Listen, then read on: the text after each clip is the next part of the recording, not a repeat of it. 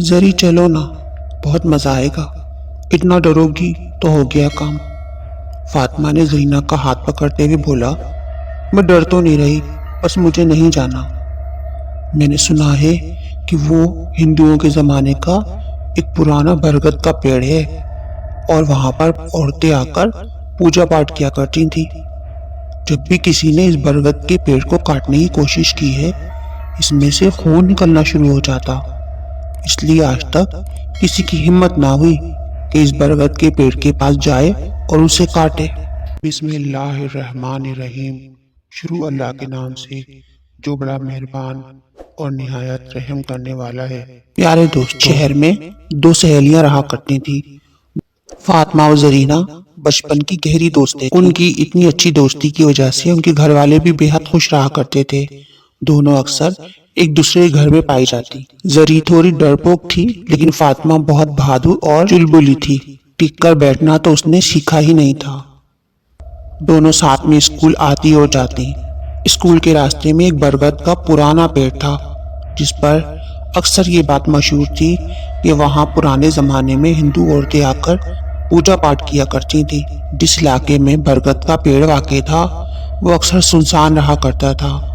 زری نے کئی مرتبہ فاطمہ سے کہا، فاطمہ ہم اپنا راستہ بدل لیتے ہیں، لیکن فاطمہ کو تو یہی راستہ پسند تھا اور یہ برگد کا پیڑ اور اس پہ نکلنے والا یہ خوبصورت فاطمہ کا پسندیدہ راستہ تھا۔ دوپہر کا وقت تھا اور فاطمہ زری کے پاس پہنچ گئی اور زرینہ کا ہاتھ پکڑتے ہوئے بولی، تم چلو میرے ساتھ، ہم برگد کے پیڑ کے پاس جائیں گے۔ زری نے منع کر دیا۔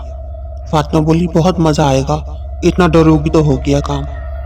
فاطمہ زرینہ کا ہاتھ پکڑتے ہوئے بولی، میں ڈر تو نہیں رہی، بس مجھے نہیں جانا۔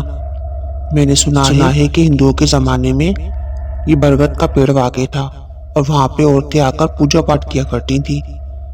جب بھی کسی نے اس برگد کے پیڑ کو کاٹنے کی کوشش کی، اس میں سے خون نکلنا شروع ہو جاتا، اس لیے آج تک کسی نے ہمت نہیں کی اس پیڑ کو کاٹنے کی اور اس کے پاس جانے کی۔ تم اس وقت جانا چاہتی ہو؟ زرینہ نے غصے سے کہا، تو تمہارا مطلب کیا ہے؟ اس درخت پہ کوئی بھوت یا چڑیل کا سایہ ہے؟ اور جو میرے سامنے کھڑی چڑیل ہے اس کا کیا؟ تم فکر نہ کرو، جب پہلے سے ہی ایک چڑیل ساتھ ہوگی تو کوئی دوسری چڑیل میرے سامنے آنے کی ہمت نہیں کرے گی۔ فاطمہ پیٹ پکڑ کر زور زور سے ہنسنے لگی۔ زری کا منہ اس بات پر لال سرخ ہو گیا۔ فاطمہ بولی، چلو زری، اب زیادہ باتیں نہ بناؤ، میرے ساتھ چلو۔ پہلے میں برگد کے پیڑ سے ایک پھول توڑوں گی، پھر گھر چلیں گے۔ اتنے اصرار پر آخرکار زری کو فاطمہ کی بات ماننی پڑی۔ جیسے جیسے برگد کا پیڑ قریب آتا جا رہا تھا، زری کی حالت خراب ہوتی جا رہی تھی۔ زری نے فاطمہ سے کہا، فاطمہ مجھے بہت عجیب لگ رہا ہے، چلو واپس چلتے ہیں گھر۔ زری فاطمہ کا ہاتھ کھینچتے ہوئے بولی، نہیں واپس چلو، بس اب نہ مجھے آگے نہیں جانا۔ فاطمہ غصے سے بولی، 2 منٹ کے لیے خاموش ہو جاؤ، ایک تو مجھے برگد کا پیڑ نہیں مل رہا، اوپر سے تم نے مجھے پریشان کیا ہوا ہے۔ کل میں نے یہی دیکھا تھا برگد کا پیڑ، اب پتہ نہیں کہاں چلا گیا، نہ جانے زمین کھا گئی یا آسمان۔ فاطمہ غصے سے بولی اور زرینہ کو خاموش رہنے کا اشارہ کرنے لگی۔ تبھی اس کی نظر دور برگد کے پیڑ پر پڑی۔ دیکھو زری، برگد کا پیڑ۔ فاطمہ زور سے بولتی ہوئی آگے بڑھنے لگی۔ زرینہ اس کی تیز آواز پر ڈر کے مارے اچھل پڑی۔ واو، کس قدر خوبصورت پھول ہے۔ فاطمہ برگد کے پیڑ پہ سبز رنگ کا پھول دیکھتے ہوئے بولی، دیکھو زری، کتنا خوبصورت پھول ہے۔ واقعی فاطمہ، یہ تو بہت خوبصورت پھول ہے، آج تک میں نے اتنا پیارا پھول کبھی نہیں دیکھا۔ زری پھول دیکھتے ہوئے بولی، لیکن فاطمہ کا ہاتھ نہیں پہنچ رہا تھا کہ وہ پھول توڑ سکے۔ زری ڈر گئی۔ زری نے فاطمہ سے کہا، رہنے دو فاطمہ، پھول توڑنا مجھے کچھ ٹھیک نہیں لگ رہا، چلو گھر چلتے ہیں۔ آہستہ آہستہ شام کے سائے پھیلنے لگے تھے اور ہر طرف خوف سا طاری تھا۔ فاطمہ پھر بولی، تم تو خاموش ہو جاؤ، میں یہ پھول توڑ کر ہی رہوں گی۔ اور آخرکار فاطمہ نے تھوڑی سی کوشش کے بعد پھول توڑ ہی لیا۔ پھول کے توڑتے ہی چاروں طرف دھول مٹی اڑنے لگی، ایک خوف سا طاری ہو گیا، جبکہ فاطمہ اور زری نے ڈر کے مارے कांपते हुए वहां से भाग निकली। जरी बोली, अब मैं ज्यादा नहीं दौड़ सकती। दोनों सहेलियां अपने घर के करीब जाकर हाँफने लगी। मैं तो दौड़ दौड़ कर थक गई हूँ। जरीना भी फातिमा के करीब बैठते हुए कहने लगी, देखो कितना प्यारा और चमकदार फूल है, अंधेरे में भी कितना चमक रहा है। फातिमा फूल को जरीना के सामने करते हुए बोली, फातिमा तुमने फूल नहीं फेंका था? जरीना ने इसके हाथ में फूल देखते हुए हैरत से पूछा। नहीं, इतना खूबसूरत फूल है, भला कौन बेवकूफ इसको फेंक कर आता। फातिमा फूल को देखते हुए बोली, क्यों फातिमा, मगर ऐसा लग रहा है कि जैसा कुछ बुरा होने वाला है। जरीना फूल को देखते हुए खोए हुए अंदाज में बोली, अब बोल दो ये फूल नहीं बल्कि एक साया है, वो भी किसी चुड़ैल या भूत का। फातिमा ने जरीना की बात का मजाक उड़ाया और अपने घर चली गई। जरीना भी कुछ देर वहां बैठे बैठे सोचने लगी और अपने घर आ गई। दूसरे दिन फातिमा की अम्मी फातिमा को आवाज लगाते हुए बोली, उठो बेटा, मुझे सफाई करनी है। टाइम देखा है, कितनी देर हो गई है, तुम्हें ट्यूशन नहीं जाना। लेकिन फातिमा टस से मस ना हुई। फातिमा की अम्मी ने दोबारा आवाज दी, लेकिन फातिमा ने फिर भी कोई आवाज ना दी। फातिमा की माँ ने फातिमा को झंझोड़ दिया। फातिमा अचानक जोर जोर से चिल्लाने लगी, छोड़ दे मुझे, छोड़ दे और जा यहाँ से। फातिमा की अम्मी दी हुई आवाज सुनकर घबरा गई। फातिमा तुम्हें क्या हुआ है, ऐसी आवाजें क्यों निकाल रही हो? माँ ने हिम्मत करके आगे हाथ बढ़ाए, मैं कोई फातिमा नहीं हूँ, सुना तुमने, जाओ यहाँ से। फातिमा के अंदर से खौफनाक औरत की आवाज सुनकर फातिमा की अम्मी परेशान हो गई। उन्हें कुछ समझ नहीं आ रहा था कि ये क्या हुआ।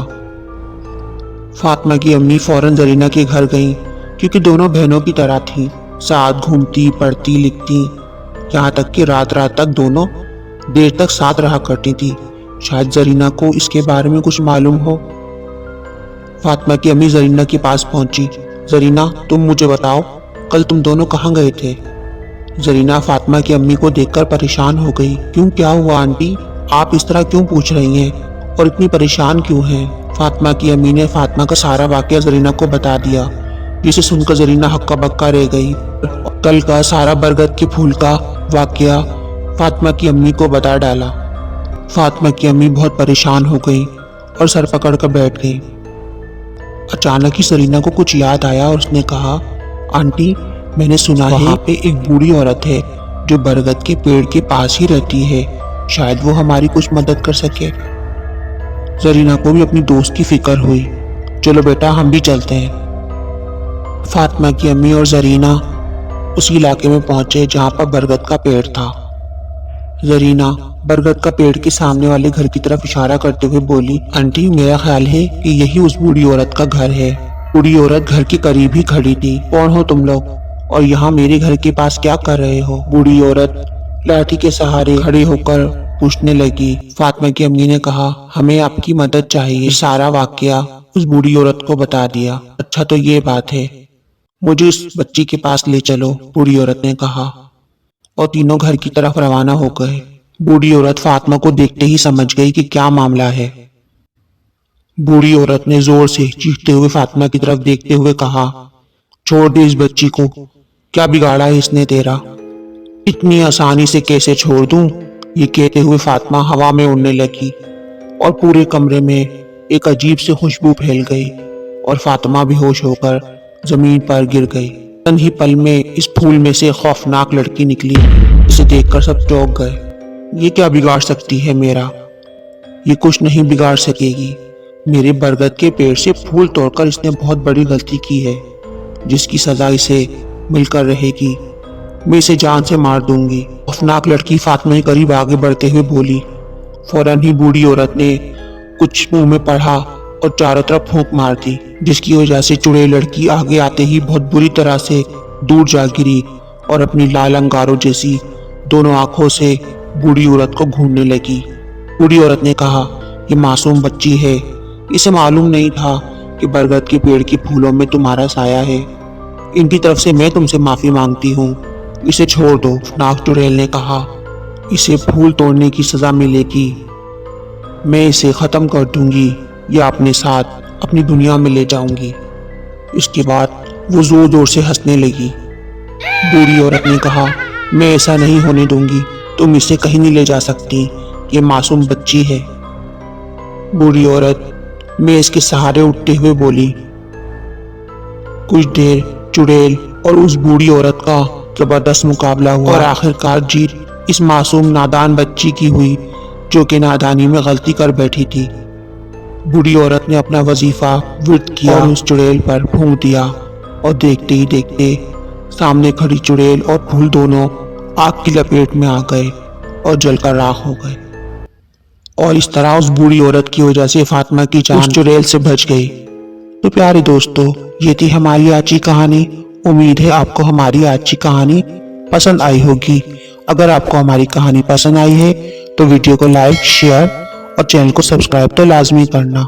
मिलते हैं अगली कहानी के साथ, जब तक के लिए अल्लाह हाफिज।